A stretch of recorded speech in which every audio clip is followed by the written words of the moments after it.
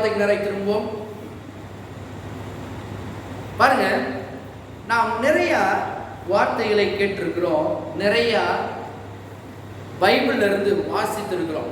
பாருங்க, நீங்க எத்தனை பேர் கையில பைபிள்? ஏன் அப்படின்னா, இந்த பைபிளை எடுத்து நாம் வாசிக்கும் பொழுதுதான் தேவனுடைய மகத்துவங்கள் என்ன என்பதை நாம் புரிந்து கொள்ள முடியும். அது மட்டும் கிடையாது, வெறும் மகத்துவங்களை புரிந்து கொள்ள முடியாது. அதற்கு என்ன வேண்டும் அப்படின்னா, நீ நிறைய பேர் பாருங்க, படிக்கிறேன் ஆனால் ஒன்றுமே புரிய மாட்டேங்குதுங்க, அதில் சில வாசிக்கிறதுக்கே எனக்குலாம் கஷ்டமாக இருக்குதுங்க, எப்படி இதை நான் டேக்கிள் பண்ணுறது, எப்படி இதை நான் அணுகிறது? பாருங்க, சில பேர் கேட்குறாங்க.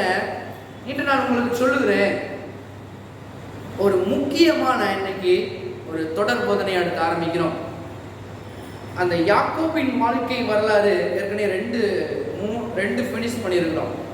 தொடர்ந்து அது இனிமேல் எப்படி வரப்போகுது அப்படின்னா, அந்த யாக்கோபின் வாழ்க்கை வரலாறு ரொம்ப இன்ட்ரெஸ்டிங்காக இருந்துச்சு. நிறைய பேர் சொன்னாங்க எப்படி இருக்கணும், நம்முடைய வாழ்க்கைக்கு எப்படி கனெக்ட் ஆகுதுன்னு.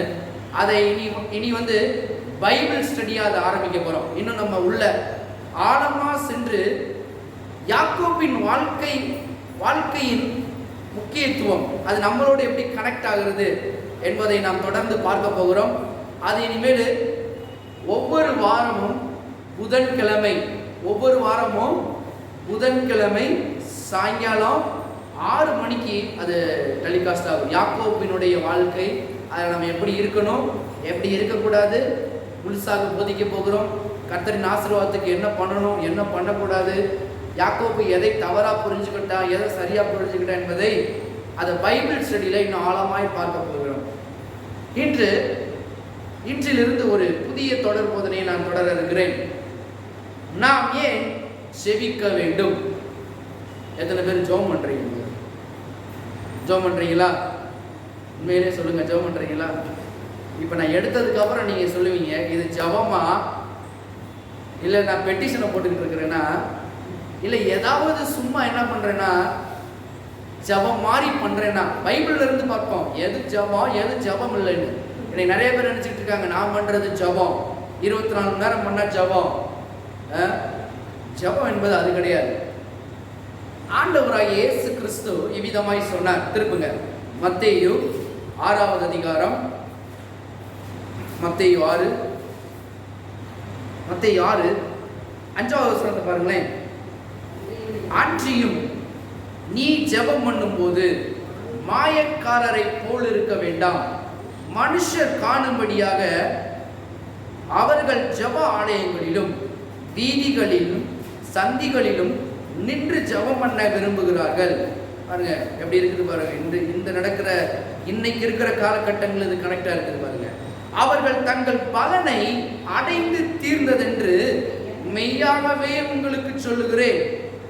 ஆனா ஜெபம் பண்ணும் விதம் எப்படி இருக்க வேண்டும், ஜெபம் பண்ணக்கூடாது என்பதை சொல்லிட்டு எப்படி ஜெபம் பண்ணணும்னு அடுத்த லைன்ல சொல்றாரு. அடுத்த வார்த்தை பாருங்க, 6வது.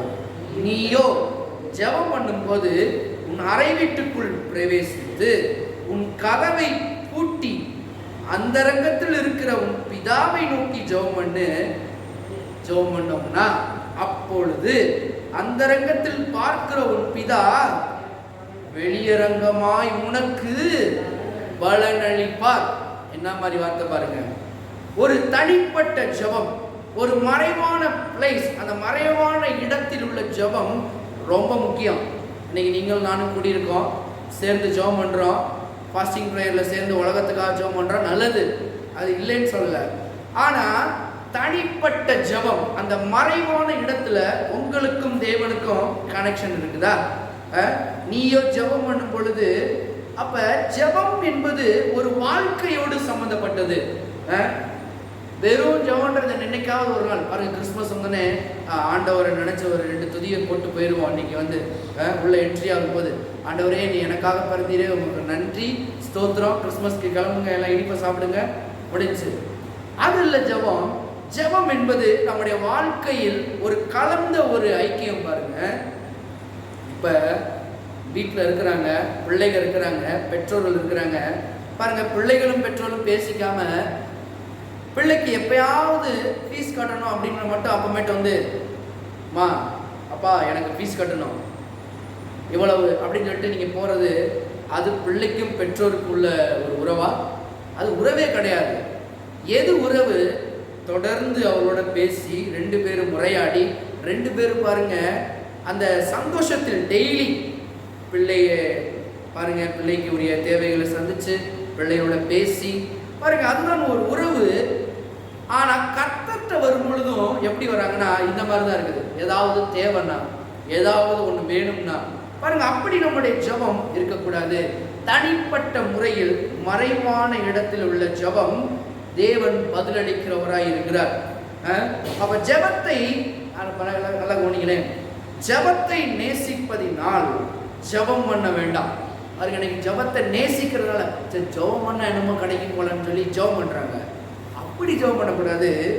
பிதாவை நேசிப்பதினால் ஜெபம் பண்ண வேண்டும். நல்ல ஒரு டிஃபரெண்ட் இருக்கு பாருங்க. ஜெபத்தை நேசிப்பதனால நீங்க ஜெபம் பண்றீங்களா, இல்ல பிதாவை நேசிப்பதனால நீங்க ஜெபம் பண்றீங்களா? எனக்காக எல்லாவற்றையும் செய்த அன்பு, எனக்காக எல்லாவற்றையும் கொடுத்த இந்த தேவன் எல்லாவற்றையும் எனக்காக செய்வது நிச்சயம்.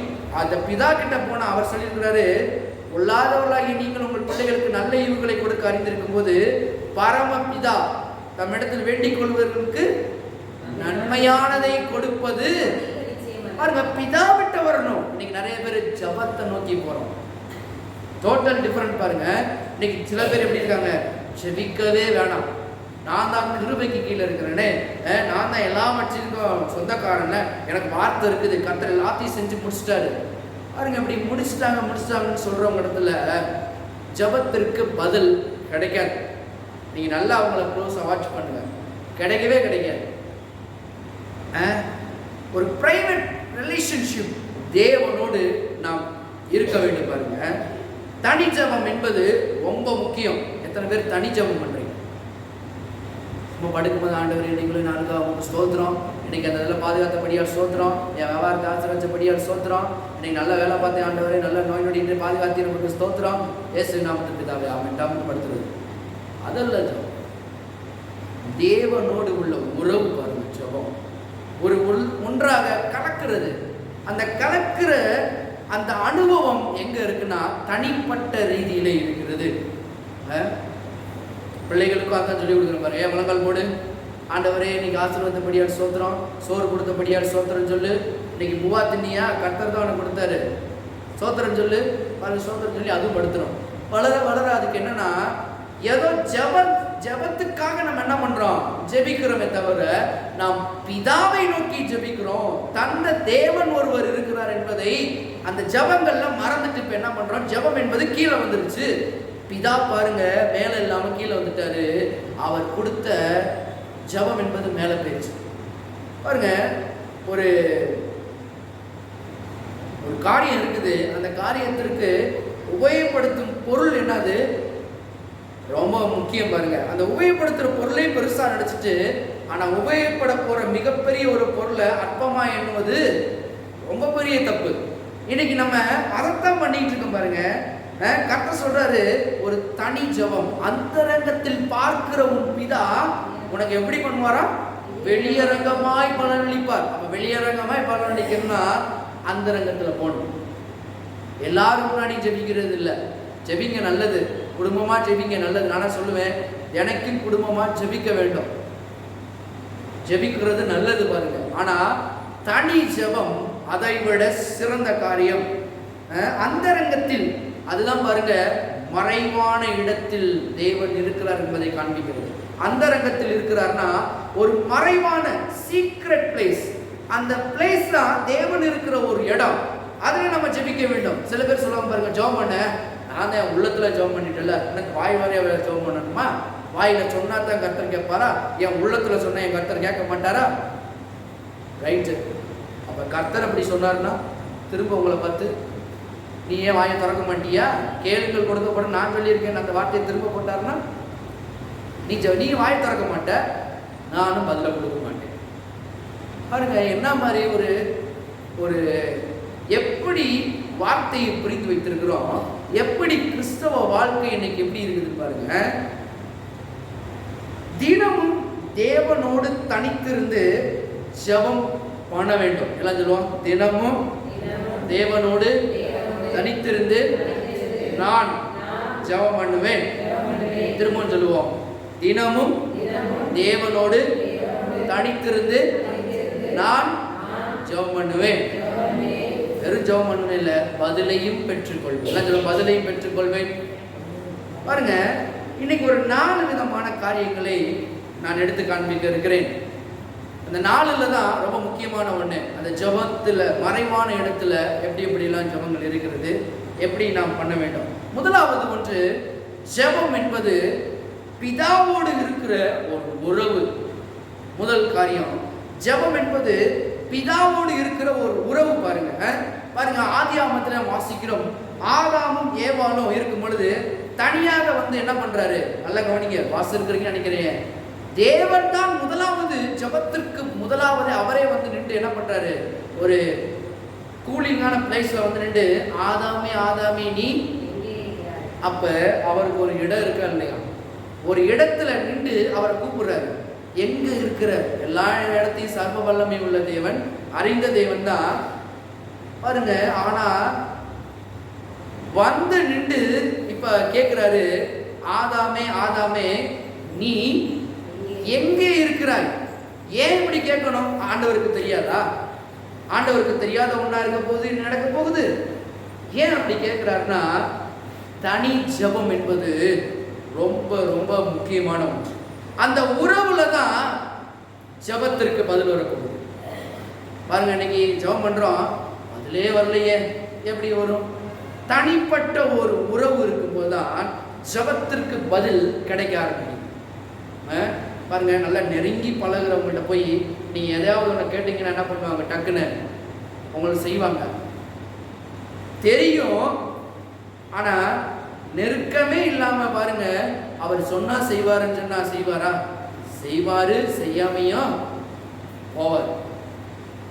சரியான ஒரு உறவு இருக்குன்னு பாருங்க. அதனாலதான் ஒரு காமெடியாவே சொல்லுவாங்க, எனக்கு என்ன தெரியும், கலெக்டர் தெரியும், எனக்கு ஐஜியே தெரியும், ஆனா அவருக்கு என்ன தெரியுமா? அந்த மாதிரி எனக்கு ஆண்டவரை தெரியும், பிதாவை தெரியும், ஆனா பிதாட்ட போய் கேட்டா தெரியும், யாருன்னே தெரியாதுங்க. ஏன் அப்படின்னா, தனிப்பட்ட ஒரு உறவு இருக்கும் பொழுது. நீங்க ஆதியாகமம் 2ஆம் அதிகாரம் 15ஆம் வசனம் வாசிங்க, ஆதியாகமம் 3ஆம் அதிகாரம் 8ஆம் வசனம் வாசிங்க. பாருங்க, எப்போதும் ஆதாமோடு பேசுறதுக்கு ஒரு மறைவான பிளேஸ், அந்த ஒரு இடத்தை என்ன பண்றார் ஆண்டவர் தெரிந்தெடுக்கிறவராய் இருக்கிறார். அதனாலதான் ஜெபம் என்பது ரொம்ப முக்கியமான காரியம். அப்பாவோடு இணைந்திருக்கிற ஒரு காரியம். பாருங்க, அப்பா அதான் சொல்லுவாங்க, கல்யாணம் முடிஞ்சு வந்தவங்க எல்லாருமே சொல்லுவாங்க, என்னது அப்பா வீட்டில் இருக்கிற மாதிரி இல்லைங்க அப்படின்னு. ஏன்? அந்த அப்பா வீட்டில் உள்ள அனுபவம் கல்யாணம் போனதுக்கு அப்புறம் என்ன கிடையாது, அந்த இடங்கள்ல சில இடங்கள்ல கிடைக்காம போகலாம். கர்த்தர் சொல்றாரு, நான் உன்னோடு எப்பவுமே இருக்கிறேன். இந்த அப்பா எப்பவுமே இருக்கிறாரு. ஆனா ஒன்னே ஒரு காரியம், மறைவிடம் ஒன்று இருக்க வேண்டும். உங்களுக்கு மறைவிடம் இருக்குதா? அதனால நீங்க காட்டுக்கு போய் மேல உட்காந்து ஜெபம் பண்ணுங்கன்னு சொல்லல. அன்னைக்கு ஆதாம் காட்டுல உட்காந்தான்னு சொல்லல, அது மாதிரி இல்லை. எங்க போனோம், உங்க வீட்டுல ஒரு மறைவான ஒரு இடம் இருக்கா? கர்த்தர் உங்களுக்கு நல்ல பெரிய பெரிய வீடை கொடுத்துருக்காரா? தனி ஒரு இடத்த கொடுத்துருக்காரா? அதுதான் மறைவான இடம்.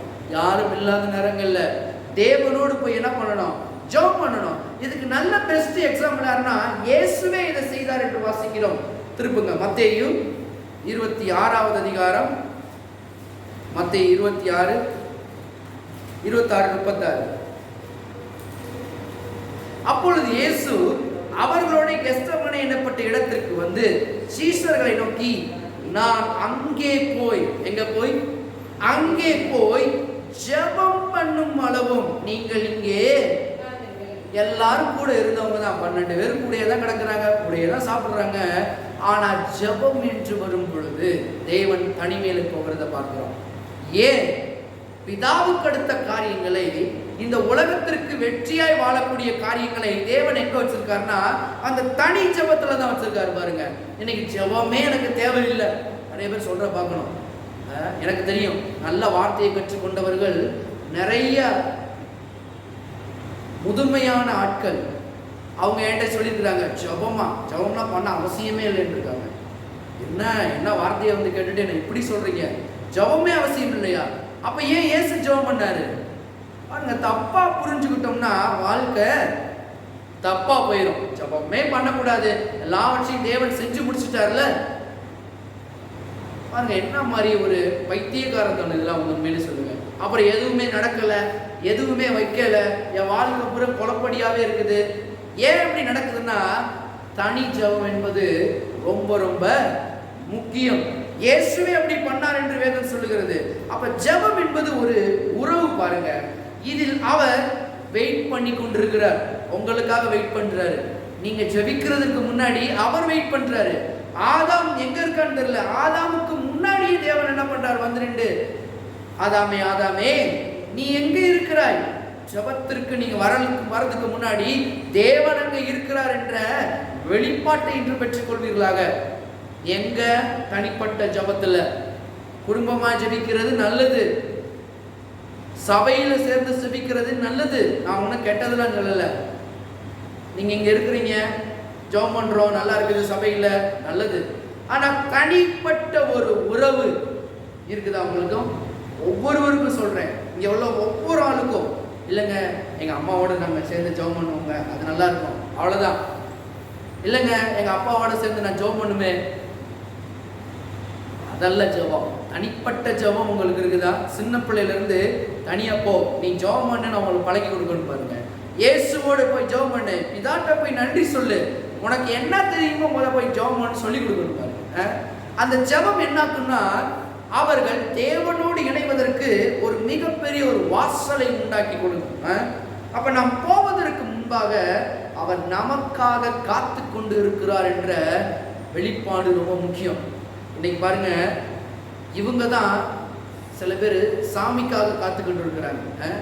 எப்போ நடக்குமோ, எப்போ இது பண்ணுவாங்களா, எப்போ போவோம் அப்படின்னு. ஆனால் கர்த்தர் உங்களுக்காக எப்போதும் காத்திருக்கிறார். நீங்கள் எப்போ வேணாலும் அவர்கிட்ட போகலாம், எப்போ வேணாலும் அவர் அணுகலாம். இங்கே தான் சாமியை பார்க்க முடியும் அப்படி இல்லை, தேவன் எங்கேயும் இருக்கிறார், எல்லாவற்றையும் இருக்கிறார். எத்தனை பேர் விசுவாசிக்கிறீங்க? தொடர்ந்து அதை நான் அடுத்த காமிக்கிறேன். அப்ப கிறிஸ்தவன் என்றாலே ஜெபிக்கிறவர், அதுதான் ஒரு உறவுக்கான அடையாளம். நீங்க ஜெபிக்கிறீங்களா? நான் கேட்கிறேன், இப்ப நீங்க ஒரு நல்ல உறவுல இருக்கிறீங்களா கிறிஸ்துவோடு?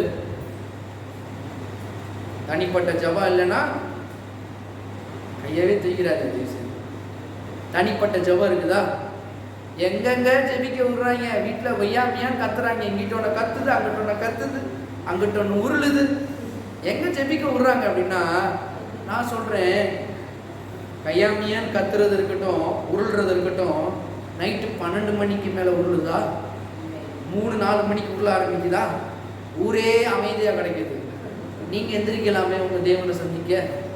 அவர் அதிகாலையிலே என்னை தேடுகிறவர்கள் என்னை கண்டடைவார்கள், என்னை கண்டடைய தக்கதாக தேடுகள் வேற சொன்னாரு. அப்ப கண்டடைய தக்கதாக எப்படி தேடுறது? தனி ஜெபம். எப்படி தேடணும்? அதிகாலையில் என்ன தேடு. ரொம்ப டயர்டா இருந்துச்சு, வேலையை முடிச்சுட்டு வந்து அப்பதான் எனக்கு தூக்கமா வருது, சொக்குதே பாஸ்டர் அப்படின்னா சொக்கிக்கிட்டே இருக்க வேண்டியதுதான். வாழ்க்கையும் சொக்கிக்கிட்டு ஊஞ்சல் ஆடின போல ஆடிக்கிட்டு தான். ஏன்? ஆதாம் பகலின் குளிர்ச்சியான வேளையிலே நல்லா மென்ஷன் பண்ணியிருக்கிறாங்க. ஏன் அப்படின்னா அவனுக்கு தெரியும், இந்த உறவுக்குள்ள அவன் போயிட்டானா இந்த உலகத்துல அவனுக்கு இருக்கிற அந்த சோர்வுகள், பலவீனங்கள் எல்லாவற்றையும் இந்த தனி உறவானது புதுப்பித்து கொடுக்கக்கூடியதாக இருக்கிறது. எத்தனை பேர் ஆமென் சொல்றீங்க? புதுப்பித்து கொடுக்கும் பாருங்க. அதான் தனி ஜெபம் ரொம்ப முக்கியம். என் கூட பழகினவங்க நிறைய பேருக்கு நான் கேட்டிருக்கிறேன், ஜெபம் பண்றீங்களா அப்படின்னு. என்ன ஜெபம்? ஆண்டவர் தான் எல்லாம் பண்ணி முடிச்சிட்டார்ல. ஆஹா, இப்பதான் புரியுது. கொஞ்ச நாள் கழிச்சு தனி ஜெபம் பண்ணும் பொழுது அவருடைய வாழ்க்கை வேற மாதிரி இருந்துச்சு. நான் கேட்ட அத்தனை பேரும் எப்படி சொன்னாங்க அப்படின்னா, ஜெபம்னா பண்ண வேண்டாம்னு சொன்னவங்கள இன்னும் அவருடைய வாழ்க்கை மாறல, ஜெபத்திற்கு பதிலும் வரவில்லை. அப்ப ஜெபம் என்பது தேவன் உள்ள உறவு பாருங்க. இந்த உறவுக்குள்ள நம்ம வந்துட்டா தேவன் எல்லாவற்றையும் சரி செய்கிறவராய் இருக்கிறார். நம்ம முதல் காரியம், தேவனோடு ஜெபம் என்பது பிதாவோடு இருக்கிற ஒரு உறவு. உறவுக்குள்ள நீங்க வாங்க. உறவுக்குள்ள வந்தா தான் அவர் யாருன்ற வெளிச்சம் உங்களுக்கு தெரியும், நீங்க யாருன்றத அறிந்து கொள்வீங்க. பாருங்க, கல்யாணம் பண்ணி 2 பேரையும் வச்சு போ, நீ உங்க அம்மா வீட்டுக்கு போ, நீ உங்க அம்மா வீட்டுக்கு போ, எப்பயாவது நான் சொல்றப்ப வந்து மீட் பண்ணிட்டு சந்திச்சுட்டு போங்க அப்படின்னா அந்த உறவுக்குள்ள கணவன் மனைவின்ற உறவு வளருமா? It's possible? ஒண்ணுமே இருக்காது. பாருங்க, அது கணவன் மனைவி கூட்டான உறவே கிடையாது. அதே போலத்தான் கர்த்தருடைய உறவு எப்படி இருக்குது? முதலாவது தேவனை சந்திக்கிறோம், தேவனோட சந்தித்து கொஞ்சம் கொஞ்சமா நெருங்கி பழக பழக பழக இப்ப நீங்க போய் ஒரு குடும்பத்துல போய் உங்க ஹஸ்பண்ட் எப்படின்னு கேட்டு பாருங்க, அக்கு வேற ஆணி வேற பிரிச்சு சொல்லிடுவாங்க. அதே மனைவிட்ட போய் கேட்டு பாருங்க, அக்கு வேற ஆணி வேற பிரிச்சு சொல்லுவாங்க. எப்படி சொல்றாங்க? இவரா, அவர் அப்படிதாங்க, அவர் எப்படி சமாளிக்கணும் எனக்கு தெரியுங்க. ஏன் வருது? உறவு. எல்லாம் சொல்லுவோம் உறவு. அப்ப கர்த்தரோடு நீங்க பழகிட்டீங்கன்னா உறவை கரெக்டாக புரிந்து கொள்ளலாம். இது பிசாசுல இருந்து வருது, இது தேவன்கிட்ட இருந்து வருது. இது தேவன்கிட்ட இருந்து வருது, இது என்ன பண்ணுது? பிசாசுல இருந்து வருது. எனக்கு புரியுது அப்படின்றது எங்க இருக்குதுன்னா உறவுக்குள்ளதான் இருக்குது. அதனாலதான் ஆதாம் வஞ்சிக்கப்படல, யார் வஞ்சிக்கப்பட்டது? ஏவா. உறவு இல்லை அப்படின்னா வஞ்சிக்கப்படுவது சிம்பிள். இரண்டாவதாக, ஜெபம் என்பது கிருபையின் ஆவி. அது என்னங்க கிருபையின் ஆவி? அப்படியா இருக்குது? ஜெபம் என்ற கிருபையின் ஆவியா? திருப்புங்க சகரியா, சகரியா, சகரியா 12வது அதிகாரம், சகரியா 12:10. நான் தாவீது குடும்பத்தாரின் மேலும் எருசலேமின் குடிகள் மேலும் கிருபையின் ஆவியையும் விண்ணப்பங்களின் ஆவியையும் ஊற்றுவேன். அப்பொழுது அவர்கள் தாங்கள் குத்தின என்னை நோக்கி பார்த்து, ஒருவன் தன் ஒரே பேரானவனுக்காக புலம்புகிறது போல எனக்காக புலம்பி, ஒருவன் தன் தலைச்சன் பிள்ளையை துக்கிக்கிறது போல எனக்காக மனம் கசைந்து துக்கிப்பார்கள். அப்ப இங்கே வேதம் போதிக்கிறது கிருபையின் ஆவி ஒரு காலத்துல வரும். புதிய ஏற்பாடை குறித்து பேசுகிறது. கிருபையின் ஆவியை ஊற்றுவேன். அது எப்படி இருக்குமா? விண்ணப்பங்களின் ஆவியுமாய் இருக்குமா? அப்ப ஜெபம் என்பது புதிய ஏற்பாட்டில் எப்படி இருக்கிறது? கிருபையின் ஆவி விண்ணப்பங்களின் ஆவியாக இருக்கிறது. கிருபையாய் தேவனுடைய ஆவி என்ன பண்ணுது? விண்ணப்பங்களின் ஆவியாக இருப்பதனால் நாம் கேட்கிற விண்ணப்பங்களுக்கு தேவன் கிருபையாக பதிலளிக்கிறார் என்பதை இங்கே பாருங்க, இங்கே பார்க்கிறோம். அப்ப பழைய ஏற்பாட்டில் எப்படி இருந்துச்சு அப்படின்னா, கர்த்தர் என்னை ஏற்றுக்கொள்ள வேண்டும் என்று ஜெபம் பண்றதை பார்த்திருக்கோம். நிறைய பேர் நீங்க பார்க்கலாம், ஆண்டவரே எனக்கு இந்த இதுல விடுதலை தாங்க, திரும்ப இழந்து போன ஆவியை எனக்கு கொடுங்க, நிறைய பேர் ஜெபம் பண்றதை பார்த்திருக்கோம்.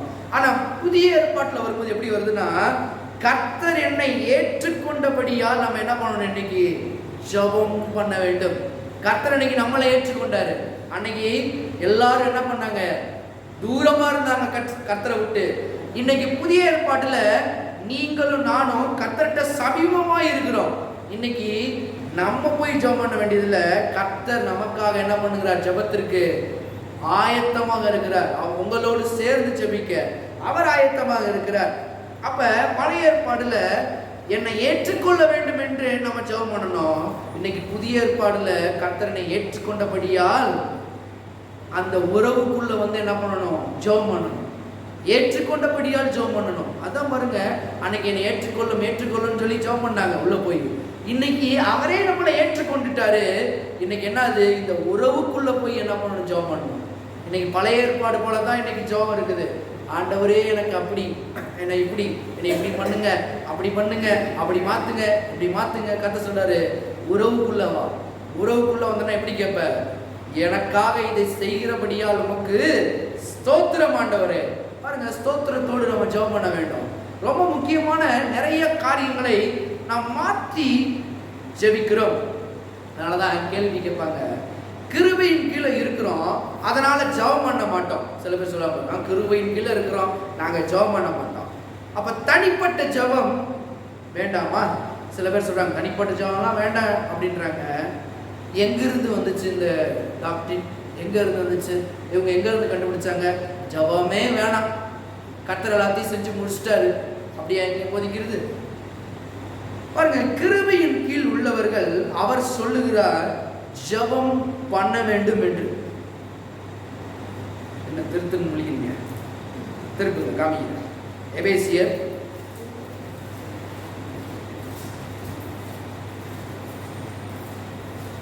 எபேசியர்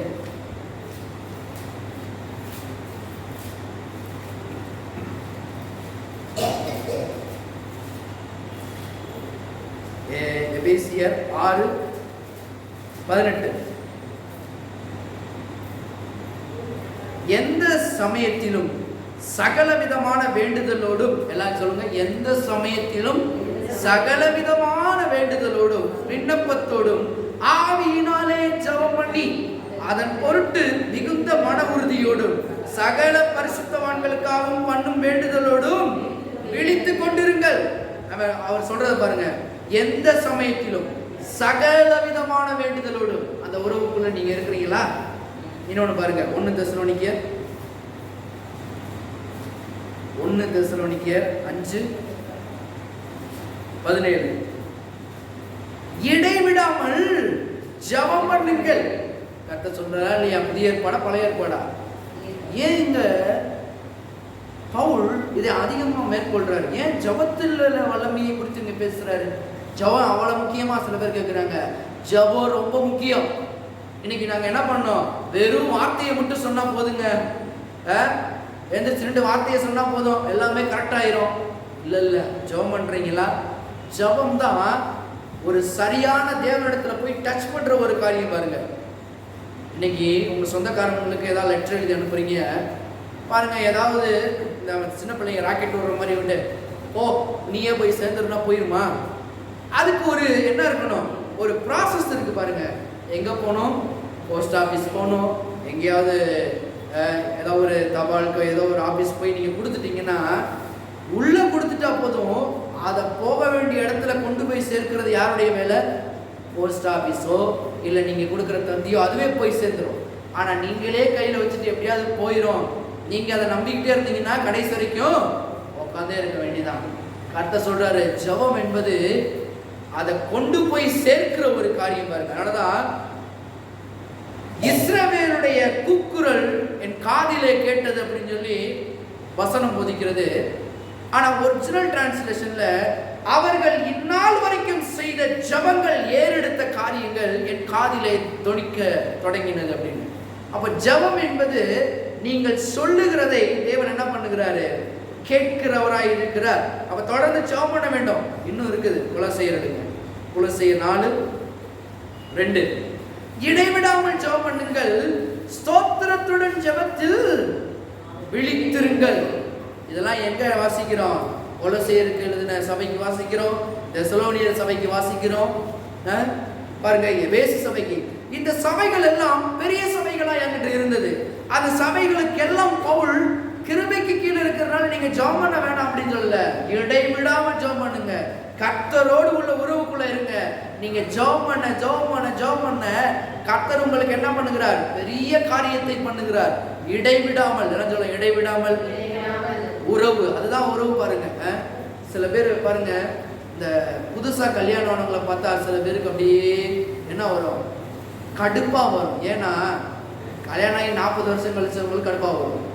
புதுசானவங்களுக்கு என்னடா கொஞ்சம் கூட பேச விட மாட்டுறாங்க. ஆனா 40 வருஷம் என்னத்தான் பேச போறாங்க? நாங்களாம் பார்க்காதவங்கன்னா நீங்க பார்க்க போறாங்க, பேசிக்கிட்டே இருக்கிறாங்க, தெரியும் அப்புறமேட்டு. ஆனா அந்த உறவு பாருங்க என்னைக்கு பிளவுபட ஆரம்பிக்குதுன்னா, இந்த வார்த்தைகளை கேட்கிறாங்க பாருங்க அடுத்தவங்க. நாம 40 வருஷம் மட்டும் நீ நான் என்ன வாழ்ந்து இது பண்ண போற, நாங்க பார்க்காத ஒன்னா நீ பார்க்க போற பாருங்க. அது காதுல விழும் பொழுது என்னவா மாறுகிறது அப்படின்னா, சரி ஏதோ ஒண்ணு இப்படி பேசிக்கிட்டே இருந்தா என்ன நடக்க போகுது? ஏதோ ஒண்ணு நடக்க போகுது போல. பேசாம வாயை மூடிட்டு இருக்கிறதே நல்லது. நம்ம அப்பா படுற கஷ்டம், நம்ம அம்மா படுற கஷ்டம் நமக்கு தெரியுது அப்படின்றக்காக சில பேர் என்ன பண்றாங்க? அப்படியே அவங்களுக்கு பழகுறாங்க. இல்லை, அப்படி கிடையாது. ஒரு உறவுக்குள்ள இருக்கும் பொழுதுதான் அந்த உறவுக்குள்ள உள்ளவங்க என்ன பண்ணுவாங்க? சரியான அண்டர்ஸ்டாண்டிங்கோட இருப்பாங்க. எனக்கு ஒரு குடும்பம் தெரியும், நல்ல வேளை கர்த்தர் இந்த குடும்பத்தெல்லாம் கூட்டி காமிச்சனாலதான் இதெல்லாம் நானும் கேள்விப்பட்டிருக்கிறேன். 25 வருஷம் 30 வருஷம் பார்க்கறது அவனுக்கு தெரியும் டி அப்படின்பாங்க என்னையெல்லாம். எங்க சொந்தக்காரங்களாம் அப்படிதான் சொல்லுவாங்க, பார்ப்போம் இப்போ இப்படிதான் இருக்கும், அப்புறமேட்டு பார்ப்போம் அப்படின்னு. நல்ல வேலை கர்த்தர் கூட்டு போய் ஒரு குடும்பத்தை எனக்கு காமிச்சனால எனக்கு தெரியும். இப்போ இல்லை, எப்போதுமே அப்படி இருக்கும். ஆனால் உராய்வுகள் வரலாம், உரசல்கள் வரலாம், சில எதிர்முதலான முரண்பாடுகள் வரலாம். அந்த நேரங்கள்லையும் பாருங்க, எவ்வளவு அளவுக்கு போனாலும் உடனே சமாதானத்துக்குள்ள வரும்படியாக தேவனுடைய அன்பை வெளிப்படுத்தும்படியாக குடும்பங்கள் இருக்க வேண்டும். அந்த எப்படி வரும் தெரியுமா? இந்த உறவுக்குள்ள இருக்கும் பொழுதுதான் இந்த வெளிப்பாடு வரும். சமாதானம் பண்றது, மன்னிக்கிறது, ஒருவரை ஒருவர் புரிந்து கொள்றது எங்க இருக்குன்னா, இந்த உறவு சரியா இருந்தா இந்த உறவு சரியா இருக்கும். அதெல்லாம் நிறைய குடும்பத்தில் நான் பேச மாட்டேன். ஏதாவது ஒரு வந்துச்சு அப்படின்னா எனக்கு நல்லாவே புரிய ஆரம்பிச்சிடும். அந்த உறவு ஊசலாடிக்கிட்டு இருக்குது, அதனால இந்த உறவும் ஊசலாடு. இந்த உறவு கரெக்டா இருந்துச்சுன்னா இந்த உறவும் கரெக்டா இருக்கும். பாருங்க, நல்லா டெஸ்ட் பண்ணி பாருங்க. இதே நான் போன ஒரு குடும்பம், அவங்களுக்கு வயசு 82, அந்த ஐயாவுக்கு வயசு 87. நான் போய் வீட்டில் உட்காந்துருந்தேன். அந்த அங்கிள் தான் என்கிட்ட பேசிக்கிட்டு இருந்தாரு. பாருங்க, அந்த அம்மா அவங்க டேடி தான் கூப்பிடுவாங்க. அவங்க வந்து, என்ன டேடி யார் வந்திருக்கிறது அப்படின்னு. இந்த மாதிரி பையன் வந்திருக்கிறான் அப்படின்னு. அப்போ பையனாக இருந்தால் இப்போ ஊழியக்காரன் என்ன சொல்கிறது நமக்கு தெரியல அப்படின்னு பாருங்க பேசிக்கிட்டு இருந்தாங்க. அவங்க வரும்பொழுது அவ்வளவு முக்கியம் என்ன இவங்க யோசிக்கிறாங்களோ அவங்க அங்கேயும் அதை யோசிக்கிறாங்க. எங்க இருந்து வந்துச்சு அப்படின்னா, அவங்க எனக்கு தெரியும் ஒரு நாளைக்கு 24 மணி நேரம் அப்படின்னா அவங்க ஷெட்யூல் உள்ள போட்டிருக்கிறாங்க. அவங்க ரூம்குள்ள என்ட்ரி ஆன முதல் 6 மணி நேரம் குடும்பங்களுக்காக, அடுத்த 6 மணி நேரம் சபைக்காக, சபை மக்களுக்கு ஒவ்வொருத்தருக்காக எழுதி வச்சிருக்காங்க. அடுத்த 6 மணி நேரம் அவங்களோட இருக்கிற விண்ணப்பங்களை, அவங்க பெரியவங்க வயசானவங்க ஏதாவது ஜெபம் பண்ணிக்கோங்கன்னு சொல்றவங்களுக்காக எழுதி வச்சிருக்காங்க. 24 மணி நேரத்தில் அவங்களுடைய தூக்கமே பாருங்க, ஏதோ 6 மணி நேரம் தான் தூங்குவாங்க மொத்தமே. மற்ற நேரம் எல்லாம் ஜெபிப்பாங்க. எனக்கு தெரியும், நானும் என் ஒய்ஃபும் கூப்பிட்டு போயிருந்தேன். நைட்டு போயிருந்தோம். 7:30 8 o'clockலாம் முடிச்சிருவாங்க. 8 மணி ஆனால் அவன் ஜெபிக்க போயிடுவான். அன்னைக்கு ரூமுக்குள்ள உட்காந்துருக்கோம், வாழ்க்கைக்கு எதுவுமே இல்லை. பாருங்க உறவு எப்படி இருக்குன்னு பாருங்க. தேவனோடு உறவு நான் பேசுகிறேன். அந்த உறவு சரியா இருந்துச்சுன்னா ஏன் இந்த உறவு சரியா இருக்குன்னு சொல்றேன். பேசிக்கிட்டே இருந்தவங்க திடீர்னு சரிப்பா எனக்கு டைம் ஆச்சு, okay God bless you bye, tomorrow meet பண்ணலாம் போயிட்டாங்க. அப்போதான் அவங்க மக உட்காந்துட்டு அவங்களை கேட்டேன், என்ன அம்மா எங்கே போடுறாங்க, திடீர்னு பேசிக்கிட்டே இருந்தாங்க, டவுன் போயிட்டாங்க அப்படின்னு. 8 மணி ஆயிடுச்சா அப்படின்னாங்க. நான் வாட்சியை பார்க்குறேன், கரெக்டாக ஷார்ப் ஆகிட்டு. அவங்க ஜாப் பண்ண போயிடுவாங்க. அவங்க 8 மணிக்கு வாட்சி ஒன்றும் இல்லை, இது இல்லை, எப்படி அவங்க நிறையா வருஷம் இதை பழகி ஷார்ப்பாக அந்த டயத்துக்கு ஜெபிக்க போயிடுவாங்க. இந்த உறவு எங்கேருந்து வந்துச்சு பாருங்க. அவங்க என்கிட்ட சொல்லிட்டு தான் போனாங்க. நான் ஒன்று, கர்த்தர் என்ன ஜெபிக்க கூப்பிடுறாரு பாருங்க, போயிட்டு வரேன் அப்படின்னா. எங்கேருந்து இருந்துச்சு? எனக்கு ஆச்சரியமாக இருந்துச்சு. நான் கூட அப்படி ஜெபிச்சதில்லை. அந்த அம்மா ஜெபிக்கிற ஜெபம், அதனால தான் அவங்களுடைய குடும்பத்தில் உள்ள உறவும் நல்லா இருந்துச்சு. அந்த குடும்பத்தில் உள்ள போனாவே ஒரு ப்ரெசன்ஸ். போயிருக்கிறீங்களா யாராவது? அதெல்லாம் உங்களை கூட்டு போகிறேன் இந்த வீட்டுக்கு. அந்த பெரிய வீடு, அவங்க வீடு ப்ரெசன்ஸ். ஏன் அப்படின்னா தேவனோடு உள்ள உறவு சரியாக இருந்துச்சுன்னா மற்ற உறவு எல்லாம் உங்களுக்கு சரியாக இருக்கும். எத்தனை பேர் விசுவாசிக்கிறீங்க? தேவனோடு உறவு சரியாக இருந்துச்சுன்னா நம்முடைய உறவு சரியாக இருக்கும். பழைய ஏற்பாடு நானே எல்லாத்தையும் பண்ணிக்கொள்வேன் என்று ஒரு எண்ணம் இருந்துச்சு பாருங்க. நானே எல்லாத்தையும் பண்ணிக்கிடுவேன், நான் ஜோம் இது பண்ணிக்கிடுவேன்.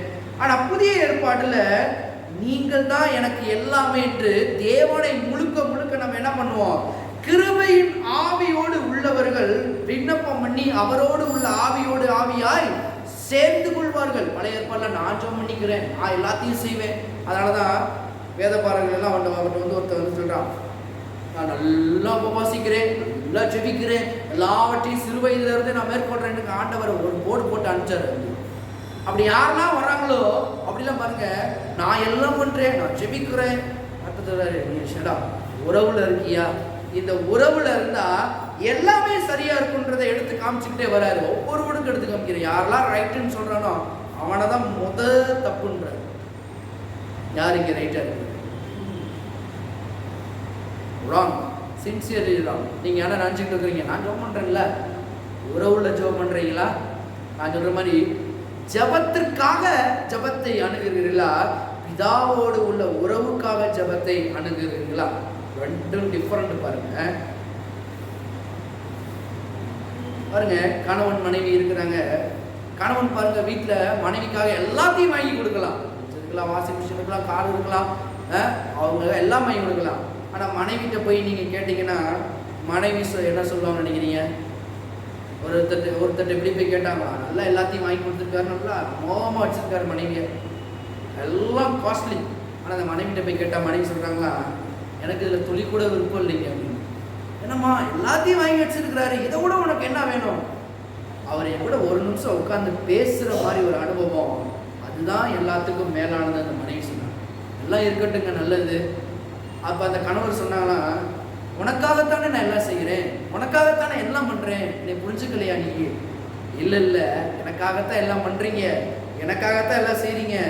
ஆனால் கொஞ்சம் ஒரு 10 நிமிஷம் உட்காந்து பேசுகிற ஒரு உறவு இருக்கே, அது இதெல்லாம் காட்டிலும் கோடி மடங்கு பெருசு. அப்போ கணவன் மனைவிக்கே இப்படி இருக்கும் அப்படின்னா, அப்போ தேவனோடு உள்ள உறவு அதை விட மேலான ஒன்று. அதே போலத்தான் தேவனோடு சேர்ந்து நடந்து நாம் ஜெபிக்க வேண்டும். சங்கீதக்காரன் அதான் சொல்றான் பாருங்க, சங்கீதம் 10, சங்கீதம் 10வது அதிகாரம், சங்கீதம் 10:4. துன்மார்க்கன் தன் கர்வத்தினால் தேவனை தேடான். அவன் சொல்றான் பாருங்க, நான் எதுக்கு தேடணும், நான் எதுக்கு ஜெபிக்கணும், எல்லாம் தேவன் பண்ணிட்டார்ல. அவன் நினைவுகள் எல்லாம் தேவன் இல்லை என்பதே. நான் ஏன் தேவன் தேடணும், நான் ஏன் அவருக்குள்ள இருக்கணும், அவருக்குள்ள ஜெபிக்கணுமா, ரொம்ப முக்கியமா? என்ன வந்துச்சுன்னா, நம்மளை அறியாமையே ஒரு கர்ப்பம் நம்மளை ஆள தொடங்குது. கர்த்தர் இல்லை என்பதை, கர்த்தர் வேணாம், கர்த்தர் செஞ்சு முடிச்சுட்டாருன்ற சொல்றோம். ஆனா செஞ்சவர் நம்ம கூட இருந்தா தான் எல்லாத்தையும் நடக்குன்ற ஒரு அறிவை இழக்கிறோம் பாருங்க. அதனாலதான் ஒரு கர்வம் நம்மளே அறியாமே, நான் ஜெபம் பண்ணனாக்கும் என்னெல்லாம் சில பேர் வருவாங்க, நான் ஜெபம் பண்ணனா நான் அவளே சொல்லிடுவேன், நீ ஜெபம் பண்ண ஒன்றும் நடக்காது. ஏன் நடக்காது? நீ தான் உறவுக்குள்ளேயே இல்லையே. நான் ஜெபம் பண்ணனாலே அங்கே அடியாயிருச்சு. நான் என்னுடைய தகப்பனோடு சேர்ந்து பண்ணுகிற ஒரு ஜெபம் வல்லமை உள்ள ஜெபம்.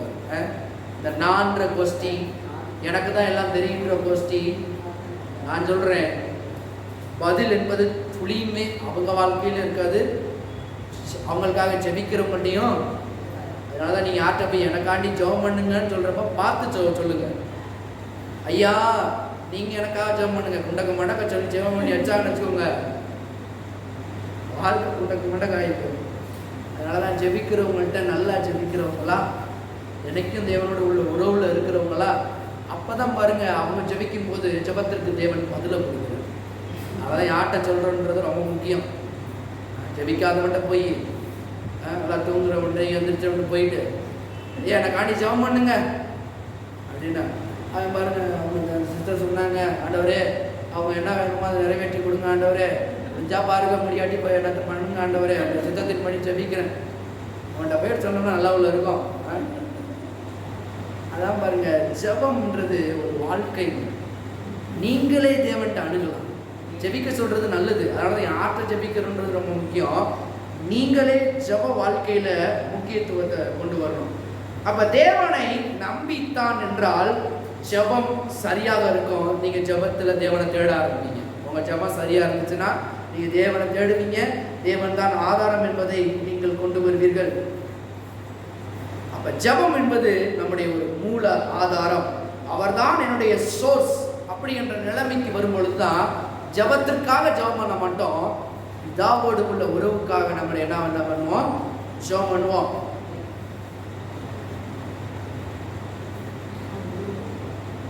பாருங்க சில பேர் இன்னொரு கொஸ்டின் இருக்குது. அது எப்படி அப்படின்னா, தேவைப்படும் பொழுது மட்டும் ஜெபிக்கிறது தப்பு இல்லை. ஏதோ ஒரு காரியம் வருது ஜெபிக்கிறது தப்பு இல்லை. ஆனா ஒரு தீர்வுக்கு மட்டும் ஏதோ ஒரு வந்துருச்சு, இந்த தீர்வு எனக்கு வேணும் ஆண்டவரே ஆண்டவரே ஆண்டவரே உள்ள புகுது என்ன பண்றது, எப்படியாவது ஜெபிக்கிறது விடாம. அப்போ ஒரு 24 hours ஜெபிக்கிறது. இந்த 24 hours 2 hours ஜெபிச்சாலே போதுமான ஒண்ணே. தேவைப்படும் போது ஜெபிக்கிறது தப்பு இல்லை. ஆனா தீர்வுக்கு மட்டும் தேவனை தேடாது. ஏதோ ஒரு காரியம் நடக்கலை, ஆண்டவரே எனக்கு இப்படி ஒரு குழப்பமாக இருக்குது, எல்லாம் என்னென்ன பண்ணுறதுன்னு தெரியல, தலை சுற்றுது, மயக்கம் வருது, என்ன பண்ணுறது ஆண்டவரே சொல்லுங்க ஆண்டவரே. பாருங்க, கர்த்தர் மட்டும் இப்போ இருந்தாருன்னா தலை சுற்றுதில்ல, படுத்து தூங்க, நிம்மதியாக தூங்க, அதுவே போதுமான ஒன்று தான். தேவையில்லாமல் என்ன பண்ணாத, என்னத்தையாவது சொல்லாத, என்னோடு கூட அமர்ந்திருந்து அறிந்து கொள்ளுங்கள் நானே தேவன் என்று. பாருங்க, தீர்வுக்காக நம்ம என்ன பண்ணக்கூடாது, தேடக்கூடாது. திருப்புங்க யோவான் 6, யோவான் 6வது அதிகாரம், யோவான் 6:37. பிதாவானவர் எனக்கு கொடுக்கிற யாவும் என்னிடத்தில் வரும், என்னிடத்தில் வருகிறவனை நான் புறம்பே. அப்ப தேவைப்படும் போது ஜெபிக்கிறது தப்பு கிடையாது. உங்களுக்கு ஒரு தேவனை அணுகும் போது தப்பு கிடையாது. ஆனா ஒரு தீர்வுக்கு மட்டும், ஏதோ இதுக்கு மட்டும் எனக்கு தேவை ஆண்டவரே, ஆண்டவரே இந்த நாள் என்ன பண்ணல, எனக்கு ஒன்றும் புரியாம இருக்குது, இதை எப்படியாவது இன்னைக்கு ஃப்ரீயா முடிச்சு கொடுத்துருங்க, என்னால் வேலை செய்ய முடியல, இன்னைக்கு மட்டும் ஒரு பலத்தை தாங்க. இதுக்கு தேவன் அணுகிறது தவறு. எப்பொழுதும் தேவனை அணுகணும். அதனாலதான் சவுல் பாருங்க ஒரு பெஸ்ட் எக்ஸாம்பிள். அவர் ராஜாவாகுனா முதல்ல இருந்தே தேவனை தேடல. நீங்க வேணா வாசி பாருங்க, ஒரு பிரச்சனை வருது, ஒரு படம் அவனை கரெக்டா சூழ்ந்து கொள்ளுது. அப்ப எப்போது சாமுவேல் தீர்க்கதரிசி எங்க இருக்கிறான், சாமுவேலை கேட்கிறான், சாமுவேல் பதில் கொடுக்குறாரு, அதற்கேற்ற மாதிரி போய் செய்யறான். இந்த மாதிரி ஒரு கிற்கால இந்த மாதிரி தேவன் சொல்ற செய்யணும், சாமுவேல் தீர்க்கதரிசி செஞ்சு வெற்றியை பெறான். சாமுவேல் இல்ல, தீர்க்கதரிசி இல்ல. இப்ப எங்க போறது சவுல்? தேவன் தான் முக்கியம் ஆதாரம் என்பதை மறந்துட்டான். நீ நிறைய பேர் அப்படிதான், ஆண்டி எனக்கு ஆண்டி ஜெபம் பண்ணுங்க, இதெல்லாம் பார்த்துட்டு வந்தவன் நான் வந்து என் முன்னாடியே நடக்கிறதெல்லாம் வந்து நான் சிறு வயதுல இருந்தே அப்படி பார்த்துட்டு வந்தவன். ஆண்டி எனக்கு ஆண்டி ஜெபம் பண்ணுங்க, ஆண்டி ஜெபம் பண்ணுவாங்க. இந்த பிள்ளைக்கு முழுக்கமா நான் வேண்டுற ஆண்டவரை, என்ன கண்ணீரோடு வந்திருக்கோ தெரியல, தெரியாம ஜெபத்தை என்ன பண்றீங்க? அந்த ஆண்டியும் சேர்ந்து அணுகும், இந்த ஆண்டியும் அணுகும், அவங்க மொத்தத்தில் என்ன பதிலுன்னே தெரியாது. அதனாலதான் ஆண்டிகிட்ட போய் ஜெபம் பண்றதுக்கு முன்னாடி கர்த்தர்ட்ட வந்துடும். அந்த ஆண்டி சரியா சொல்லுவாங்க, நல்லா சொல்லுவாங்க அந்த ஆண்டி, நான் பார்த்துருக்கேன். அதனாலதான் கர்த்தரோடு உள்ள உறவு இன்னைக்கு நிறைய. அதனாலதான் முந்தின அநேகோர் பிந்தினராக இருக்கிறார்கள், பிந்தினவர்களாக இருக்கிறவர்கள் முந்தி இருக்கிறார்கள். எனக்கு நிறைய பேர் தெரியும். நான் ஒருத்தர் அப்படியே சொல்லியிருக்கிறேன், நான் ரொம்ப மூத்த விசுவாசி. என்கிட்ட ஒருத்தர் சொன்னாங்க பாருங்க, நான் படிக்காத இது இல்லை, நான் படிக்காத வேதம் இல்லை, நான் படிக்காத ஜெபம் இல்லை, நான் படிக்காத அது இது அப்படின்னாங்க. நான் சொன்னேன், முந்தினர் அநேகர் பிந்தினராய் இருக்கிறார்கள், பிந்தினர் அநேகர் முந்தினராய் இருக்கிறார்கள். இது உங்களுக்கு அர்த்தம் தெரியுமா அப்படின்னு. அந்த அம்மா எங்கெங்கேயோ போய் கனெக்ட் ஆகிட்டு வந்தாங்க பாருங்க, வேண்டாம் எங்கிட்ட வந்தாங்க. நான் சிம்பிளாக சொன்னேன், நீங்கள் தான் முந்தினவர்கள், இப்போ பிந்தினவர்களாக இருக்கிறீங்க. பிந்தினவர்களாக இருக்கிற நாங்கள் கர்த்தரை பிடிச்சிக்கிட்டோம், அவங்க முந்தினவர்களாக இருக்கிறோம். முடிஞ்சு. அதனால தான் நான் சொல்கிறேன், போன தடவையே சொன்னேன், பெரியவங்க எல்லாரும் சரியான ஆலோசனை சொல்ல முடியாது. அதனாலதான் ஏற்கனவே ஒன்று சொன்னேன், போன தடவையே புதுசாக ஒரு பொண்ணை கல்யாணம் பண்ணி கொடுத்து 2வது நாளே வீட்டுக்கு வந்துருச்சாங்க பாருங்க. அது என்ன ஏதுன்னு விசாரிச்சா கடைசி அந்த பாட்டி தான் எல்லாத்துக்கும் காரணம். போனோடனே கணவனை முந்தானையில் முடிச்சு வைக்கணுன்னே அங்கே பெரிய கலவரமே நடந்துச்சு. பாட்டியா இருக்கு, கிறிஸ்தவத்துல எப்படி இருக்குது பாருங்க. எனக்கு ஒரு குடும்பம் தெரியும் பாருங்க, 2 பேர் வந்தாங்க, என்னையா சண்டை உங்க பிரச்சனை அப்படின்னு. அந்த பையன் சொல்றான் இவ தான் எல்லாத்துக்கும் காரணம், இவங்க சொல்றாங்க அவன் தான் எல்லாத்துக்கும் காரணம். இவங்க 2 பேர்த்துக்கும் பின்னாடி யாராவது ஒருத்தர் இருக்கணுமே. கர்த்தர் சொல்லியிருக்காருல்ல, கர்த்தர் நல்லவர். இப்போ நான் சொன்னேன், உங்க 2 பேர்த்துக்கு பின்னாடி என்ன சொன்னாங்க, என்ன நடந்துச்சு. அப்புறமேட்டு தான் தெரியுது, இவனுக்கு பின்னாடி இவங்க அப்பா, இந்த அம்மாவுக்கு பின்னாடி அவங்க அம்மா. போனோன்னு என்ன பண்ணு, எல்லாத்தையும் விலக்கி விட்டுரு, பிடிச்சிக்கோ கணவனை, உட்காரணும் இந்த மாறல பாருங்க. ஏன்? வளர்ந்து வந்த விதங்கள் அப்படியே மற்றவர்களையும் நடத்த வைக்கும். அதுதான் அவர்களும் நம்முடைய குடும்பம், நீயும் நம்முடைய குடும்பம். ஆனா விசுவாசத்திற்கு எதிராக இருப்பார்கள். ஆனால் கர்த்தர் சொன்னாரு, யாரா இருந்தாலும் என்ன பண்ணு, தூர தள்ளி வை. விசுவாசம் இல்லை அவங்களுக்கு விசுவாசம் இல்லை, அவளால் எழும்ப முடியல அப்படின்னா நான் சொல்லுகிறேன், அவரை தூர தள்ளி வைங்க. அவர்கள் விசுவாசி அல்ல, விசுவாச குடும்பத்தை சார்ந்தவர் அல்ல, தேவனை அறியாதவர்கள், எல்லாத்தையும் தவறாதான் செய்வாங்க அப்படின்னா நான் சொல்றேன், தூரத்தில் இருக்கிறது உங்களுக்கு பெற்று. தவறா ஒரு காரியத்தை சொன்னார்னா உங்களுடைய வாழ்க்கையும் அல்ல, பிள்ளைகளுடைய வாழ்க்கையும் ஒன்றில்லாம போயிடும். அப்படிதான் ஒரு குடும்பம் தெரியும். இவங்க ஒரு பேக்ரவுண்டு, அவங்க ஒரு பேக்ரவுண்டு. பாருங்க, இவங்க 2 பேரும் கிறிஸ்துக்குள்ள அவங்க நடக்கிறம்மா, அந்த ஐயா வந்து கிறிஸ்துக்குள்ள நடக்காத ஐயா. இவர் பாருங்க கிறிஸ்துவை விட்டு பின்வாங்குற சில காரியங்களை அந்த குழந்தைகளுக்கு சொல்லி கொடுக்குறாரு. குழந்தைங்க கொஞ்சம் பெரியவர்கள் ஆனதுக்கு அப்புறம் பின்வாங்குறாங்க. ஏன் நல்லா தான் வந்துகிட்டு இருந்தாங்க, நல்லா தான் பார்த்துட்டு இருந்தாங்க. ஏன் அப்படின்னா அதனாலதான் உறவுக்குள்ள நீங்க இருந்து ஜெபிக்கும் பொழுது தேவன் உங்க பிள்ளைகளுடைய உறவை என்ன பண்ணுவாரு, புதுப்பித்து கொண்டே இருப்பார். அவர்களை பாதுகாப்பார், அவர்களை பராமரிப்பார். அப்ப இந்த உறவு உங்களுக்கு இல்லைன்னா அங்க எப்படி அந்த உறவு வளர போகுது? அதான் கர்த்தர்கிட்ட நீங்க உறவோடு இருந்தீங்கன்னா இன்னைக்கு நடக்காத காரியங்கள் நாளைக்கு நடக்காது. உறவுக்குள்ள வந்துட்டீங்கன்னா கர்த்தர் உங்களுக்கு சொல்லி கொடுப்பாரு, எந்த நேரத்துல எதை செய்யணும் எதை செய்யக்கூடாது என்பதை உங்களுக்கு சொல்லிக் கொடுப்பார். அவரை இன்னார் என்று நாம் அறிந்து கொள்ளத்தக்கதாக அவரை தேடுவோமானால் அவரை தேடுகிற விதமாய் கண்டடைவார்கள். நல்லா தேடுறீங்களா? உறவுக்குள்ள இருக்கிறீங்களா? பாருங்க, அந்த உறவு தான் உங்களை மேம்படுத்தும். சவுல் அதை தான் செஞ்சான். அவ்வளவு நாள் இருக்கிற வரைக்கும் சாமுவேல்ல இருந்தான். சாமுவேல் இன்னைக்கு இல்ல, கடைசியில் என்ன ஆகும் தெரியல, போய் ஒருத்தர்கிட்ட போய் அகப்பட்டு அவனால என்ன பண்ண, குத்தப்பட்டு செத்துட்டான். ஆனா தாவீது எப்போதுமே தேவனோட உறவுக்குள்ள இருந்தான். எத்தனை வருஷம் அவனை துரத்துறான், வறண்ட பாலைநில பகுதிகளுக்குள்ள இருக்கிறான், கர்த்தரையே தேடுறான், கர்த்தரையே விசுவாசிக்கிறான். அவன் மகளை கல்யாணம் பண்ணி வந்தாலும் அவன்கிட்டே சொல்றான், நீங்க என்ன ராஜா வாக்கல, என் கர்த்தர் என்ன ராஜா வாக்கல. என்ன மாதிரி ஒரு உள்ளம் பாருங்க, கர்த்தரோடு உள்ள உறவு. காலையில எந்திரிச்சான தேவனுக்கு துதி கீதங்கள் பாடுறான், என் ஆத்மாவே சகல உபகாரங்களை மறவாதேன்னு சொல்றான். எல்லாவற்றையும் ஜபம் பண்ணும் பொழுது அதை விட கர்த்தர் என்ன பண்ணாருன்னா அந்த ஜபத்துக்குள்ள உறவுல இருந்தனால தாவீது இழக்கிற மாதிரி ஒரு சூழ்நிலை வருது. ஆனா கர்த்தர் இரட்டத்தனையாக அவனுக்கு கொடுத்து ஆசீர்வதிக்கிறார். அதே சூழ்நிலை தாவீதுக்கு வருது. ஆனா இவன் கர்த்தரை கேடுற ஒரு உறவுக்குள்ள இருந்தனால எல்லாவற்றையும் கூட கொடுக்கிறார். எங்க இருக்குது? 1 சாமுவேல் 1 சாமுவேல். ஏன்னா பார்த்தா கொஞ்சம் நிம்மதியா இருக்கும். இருக்கா? கர்த்தர் நமக்கு செய்வாரா? அந்த உறவுக்குள்ள இருக்கும் நடக்குது பாரு. 1 சாமுவேல் 30:6. தாவீது மிகவும் நெருக்கப்பட்டான். சகல ஜனங்களும் தங்கள் குமார்த்திகள் நிமித்தம் மனம் கிளேசமானதினால் அவனை கல்லெறிய வேண்டும் என்று சொல்லிக் கொண்டார்கள்.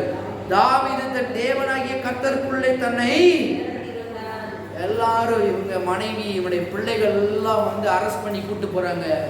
கிட்டத்தட்ட அவனோட உள்ள ஒரு 600 பேர் நினைக்கிறேன்.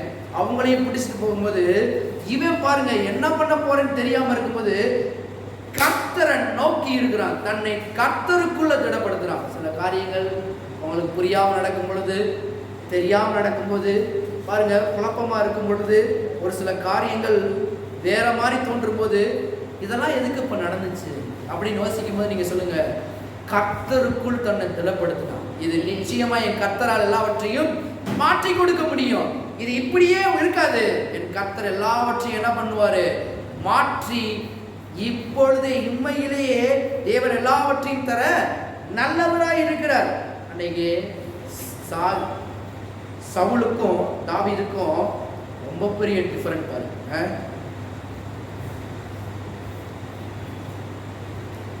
ஆனா சவுல் என்னையாவது ஒரு தீர்வு வேணும்னா மட்டும் கர்த்தரை தேடுனா அந்த நேரத்தில் பதில் இல்லை. தாவீது எப்போதுமே கர்த்தருக்குள்ள ஒரு உறவுல இருக்கிறனால எல்லாவற்றிற்கும் பதில் அவனுக்கு கிடைத்தது. பாருங்க, இதுதான் 3வது காரியம். ஜபம் என்பது தேவன் என்னுடைய ஆதாரம் என்று அறிவிக்கிற ஒரு வழி, ஒரு விதம் தான் இந்த ஜபத்துல உண்டு. தேவன் தான் எல்லாவற்றுக்கும் ஆதாரம். அவர் உறவுக்குள்ள தேடிக்கொண்டே இருக்கும்போது நன்மை நடக்கும். இப்ப 4வது காரியம் என்ன, நாம் ஏன் ஜெபிக்க வேண்டும்? அவன் முக்கியமான ஒன்று. இப்ப நான் ஏன் ஜெபிக்கணும்? உறவுக்குள்ள இருக்க வேண்டும், தேவனோடு இது பண்ண வேண்டும், தேவன் தன்னுடைய ஆதாரம் நான் நிர்மாணிக்க வேண்டும். இப்ப இப்போ இதெல்லாம் விட்டு நான் ஏன் ஜெபிக்க வேணும்? அவன் முக்கியமா நான் ஜெபிச்சா என்ன ஆகும்? ஏன் அவ்வளவு முக்கியமாக ஜெபிக்கணுமா? நான் சில பேர் கேள்வி கேட்பாங்க, என்னதான் சொன்னாலும் பாருங்க ஜெபிக்கணுமா? நான் சொல்லலை, இங்கே என்ன சொல்லுங்க. 1 கொரிந்தியர் 6வது அதிகாரம், 1 கொரிந்தியர் 6:19, உங்கள் சரீரமானது நீங்கள் தேவனாலே பெற்றும் உங்கள் தங்கியும் இருக்கிற பரிசுத்த ஆவியினுடைய ஆலயமாய் இருக்கிறது என்றும் நீங்கள் உங்களுடைய அல்லவர்கள் என்றும் அறியீர்களா? பாருங்க, நீங்க உங்களோடதே கிடையாது, தேவனோடு உள்ள ஒரு உறவு. பாருங்க, கரெக்டா சொல்றாரு. நீ எப்படி இருக்கிற, ஏன் ஜெபிக்கணும் அப்படின்னா எதுக்காக? மார்க் அப்படியே மார்க் எடுத்துக்கோங்க, மார்க் 11 அங்க என்ன சொல்றாரு? ஏன் ஜெபிக்கணும்? நீங்க கிரயத்துக்கு கொல்லப்பட்டீங்கன்னு சொல்றாரு. எப்படி கொல்லப்பட்டீங்க? மார்க் 11வது அதிகாரம் ரொம்ப ஒரு இன்ட்ரெஸ்டிங்கான ஒன்று பாருங்க. மார்க் 11:17, என்னுடைய வீடு எல்லா ஜனங்களுக்கும் ஜெப வீடு எனப்படும் என்று எழுதியிருக்கிறது இல்லையா? நீங்களோ அதை கல்லர் குகையாக்கினீர்கள் என்று அவர்களுக்கு சொல்லி உபதேசித்தார். இந்த இடத்துல ஏன் இந்த வார்த்தையை பயன்படுத்துறேன்?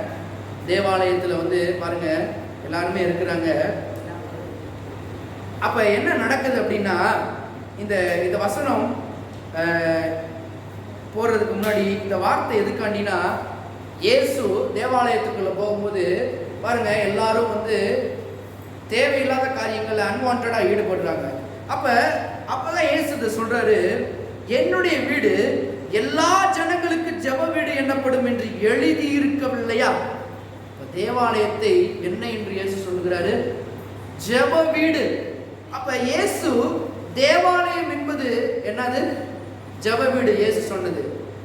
இப்ப பவுல் அதை குறித்து என்ன சொல்றாரு? 1 கொரிந்தியர் 6வது அதிகாரம் 19வது வசனத்துல நம்மை பார்த்து சொல்லுகிறார், நீங்கள் தான் அந்த ஜெப வீடு அப்படின்னு. அப்ப நாம் ஒவ்வொருத்தரும் ஜெப வீடாக மாற வேண்டும். அந்த ஜெப வீட்டுல என்ன நடக்கும்? ஜெபம் இருக்கணும். நீங்கள் தான் அந்த ஜெபம்னு பவுல் சொல்றாரு. அப்ப அந்த தேவாலயத்துல ஜெப வீடுனா அந்த ஜெப வீட்டுல என்ன நடக்கும்? ஜெபம் ஏறெடுப்பார்கள். அப்ப இன்னைக்கு தேவாலயமா யார் இருக்கிறாங்க? நாம் இருக்கிறோம். அப்ப இங்கே என்ன நடக்க வேண்டும்? ஜெபம் இருக்க வேண்டும். ஜெபத்தை நாம் நடத்த வேண்டும். அப்ப தேவாலயம் என்பது ஜெப வீடு. இன்னைக்கு ஜெப வீடு என்பது நாம் தான். அதனாலதான் நீங்களே தேவனுடைய ஆலயமாய் இருக்கிறீர்கள் என்று அறியாது இருக்கிறீர்களா? அப்ப நீங்க ஆலயம்னா ஆலயத்துக்குள்ள என்ன இருக்கணும்? ஜெபம் என்பது இருக்க வேண்டும். நீங்கள் தான் அந்த தேவாலயம் என்றால் தேவாலயத்திற்குள் ஜெபம் இருந்தே இருக்க வேண்டும், நிச்சயமாக இருக்க வேண்டும். இந்த ஜெபம் இருக்கும் பொழுதுதான் எல்லாவற்றையும் நாம் என்ன பண்ண முடியும்? மேற்கொண்டு ஜெபிக்க முடியும். அப்ப பழைய ஏற்பாடுல தேவாலயத்தில் நல்ல கவனிங்க, ஒரு முக்கியமான ஒரு முக்கியமான ஒன்று கவனிங்க. இது பழைய ஏற்பாட்டுல தேவாலயத்துல தான் இந்த ஆசரிப்பு கூடாரம் என்பது மேலே இறங்கி அங்க பிரசன்னம் அங்க இருந்துச்சு. நல்லா கவனிங்க, தேவாலயத்துல அன்னைக்கு உட்பிரயத்துல அந்த ஆசரிப்பு கூடாரத்து மேலதான் தேவனுடைய பிரசன்னம் இறங்குச்சு. புதிய ஏற்பாட்டுல ஒவ்வொரு விசுவாசியின் மேலும் இன்னைக்கு அந்த பிரசனம் இருக்கிறது. அப்போஸ்தலர் 2ஆம் அதிகாரத்தில் எழுதப்பட்டிருக்கிறது, தேவனுடைய ஆவி ஊற்றப்படும் போது இந்த தேவாலயத்துக்குள்ள இன்னைக்கு பிரசனம். அப்ப தேவனுடைய ஆலயம் இன்னைக்கு யாரு? நீங்க தான் அந்த ஆலயம். அப்ப அந்த ஆலயத்துக்குள்ளதான் இன்னைக்கு தேவனுடைய பிரசனம் இருக்கிறது என்றால் இந்த பிரசனத்திற்குள் இருக்கிறவர்கள் கண்டிப்பாக ஜெபிக்க வேண்டும். ஜெப வீடு இல்லாதவர்கள் கல்லர் குகையாக இருக்கிறார்கள். ஏன் கல்லர் குகையாக மாறுது? ஜெபமே வேணாம், நான் கிருபைக்கு கீழே இருக்கிறேன், ஜெபம் தேவையில்லை, கர்த்தர் தான் செஞ்சு முடிச்சிட்டாரே, தப்பு. இப்படி யாரு சொல்றாங்களோ அங்க ஜெபத்திற்கு பதில் என்பதே கிடையாது. அழகாக தெரிஞ்சுக்கோங்க, ஜெபம்னா என்ன அப்படின்னா இந்த ஜெப ஆலயத்துல ஒவ்வொரு நாளும் ஜெபத்துல ஏறெடுக்கப்பட வேண்டும். அந்த உறவுக்குள்ள நீங்க இருக்க வேண்டும். உறவுக்குள்ள இருக்கும் பொழுதுதான் தேவன் எல்லாவற்றுக்கும் பதில் தருகிறார். அதனாலதான் என்னுடைய வீடு எல்லா ஜனங்களுக்கும் ஜெப வீடு என்னப்படும். நீங்க ஒவ்வொரு தனிப்பட்ட நீங்க ஒவ்வொருவரும் ஜெப வீடா இருக்கிறீங்க. அன்னைக்கு பாருங்க, ஜெப வீட்டுல உள்ள நுழையும் போது எதுக்காண்டி அந்த கர்த்தர் எல்லாத்தையும் அடிச்சு உதட்டி பாருங்க எல்லாத்தையும் தள்ளி விட்டார் அப்படின்னா, அன்னைக்கு போகும்போது பாருங்க இந்த ரோமருடைய காசு குறிக்கப்பட்டது தான் என்ன பண்ணணும், ரோமருக்கு பண்ணணும். ஆனா கர்த்தருக்குரியதை கர்த்தருக்கு செலுத்தணும்.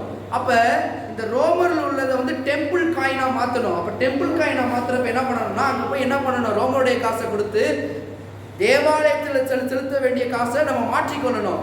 இதை என்ன பண்ணாங்க அப்படின்னா, டாக்ஸ் என்ற பேர்ல அவங்க பாதி பிடிச்சு வச்சுட்டு என்ன பண்ணாங்க, பாதி காசை கொடுத்தாங்க.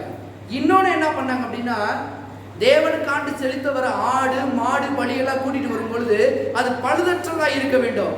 ஆனா இவர்கள் பார்த்து என்ன பண்ணுவாங்க அப்படின்னா, பழுதே இல்லாட்டினாலும் பழுது இருக்குது, அதனால நீ என்ன பண்ணு, ஓ ஆடு ரிஜெக்ட், என் கிட்ட இருக்கிற ஆடு தான் கரெக்ட் அப்படின்ற மாதிரி இவங்க என்ன பண்ணுவாங்க, இந்த ஆடை கூட்டிட்டு போய் இதுதான் சரியான ஆடு, இதை விலை கொடுத்து வாங்கிட்டு போ அப்படின்னு இந்த கல்லர் குகையா மாத்திக்கிட்டு இருந்தாங்க பாருங்க.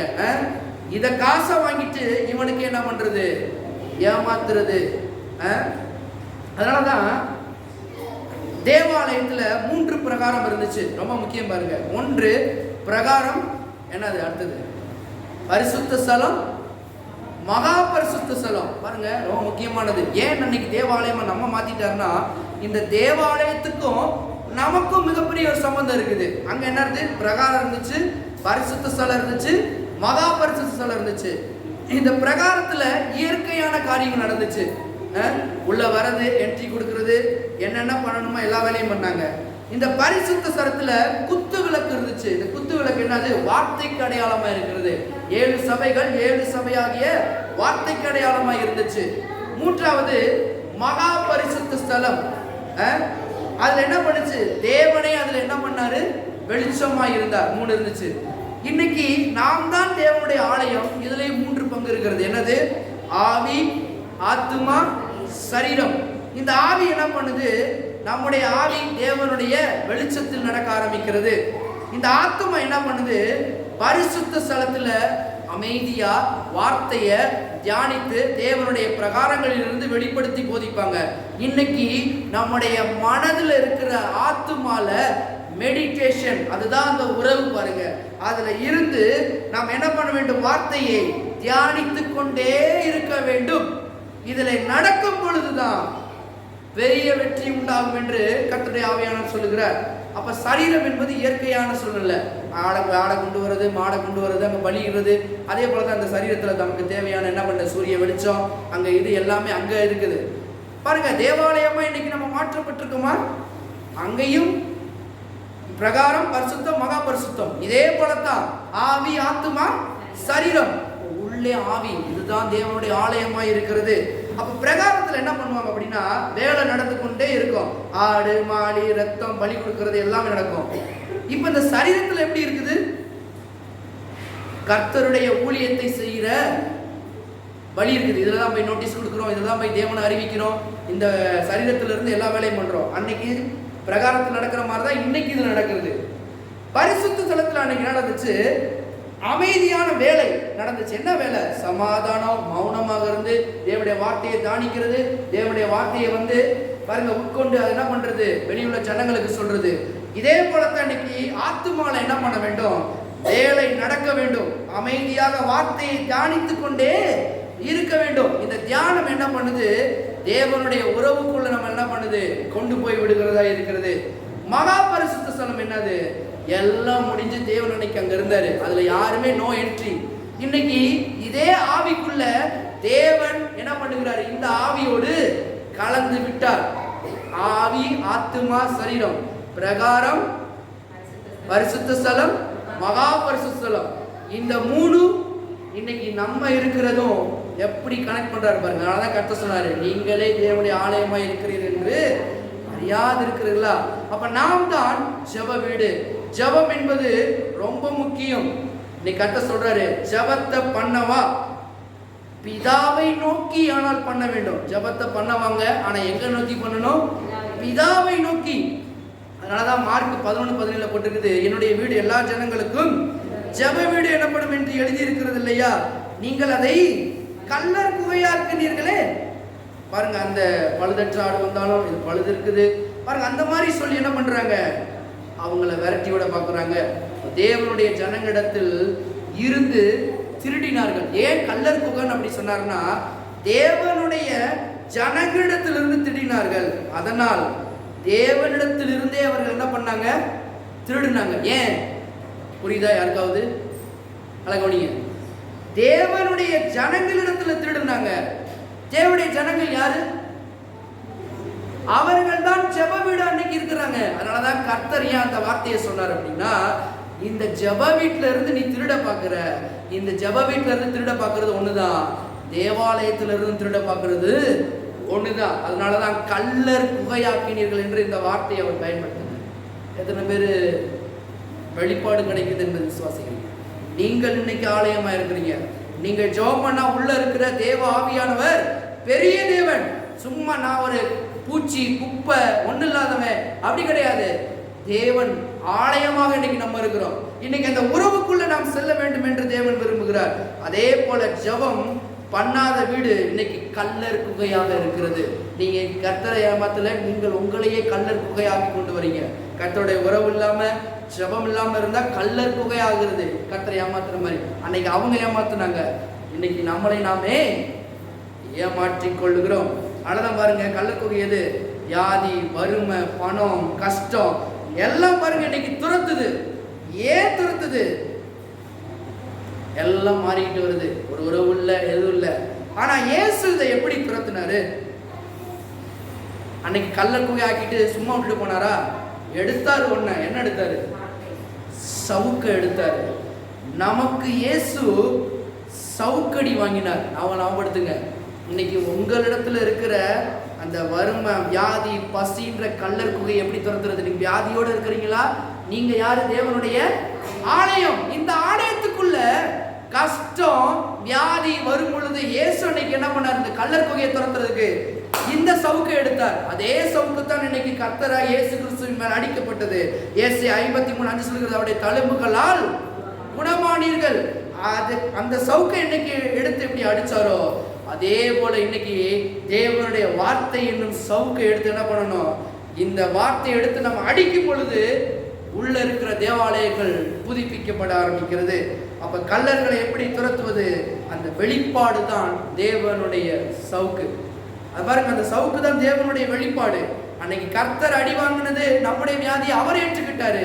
இன்னைக்கு நாம் ஏற்றுக்கொள்ள வேண்டாம். என் அடையாளம் என்னுடைய காயங்களால் நிர்ணயிக்கப்படுவது இல்லை. நீங்க சொல்லணும் பாருங்க, நான் காயப்பட்டிருக்கேன், வருத்தப்பட்டிருக்கேன், அதனால் என்னுடைய அடையாளம் இல்லை. தேவன் தான் நம்முடைய அடையாளமா இருக்கிறார். இந்த வீடு ஜெப வீடு. அப்ப சிலுவையின் சத்தியம் தான் நம்முடைய அடையாளம். அதுதான் நம்முடைய மிகப்பெரிய ஒரு அடையாளம். பாருங்க, இதை எடுத்து நாம் ஜெபிக்க வேண்டும். வார்த்தை எடுத்து ஜெபிக்க வேண்டும்.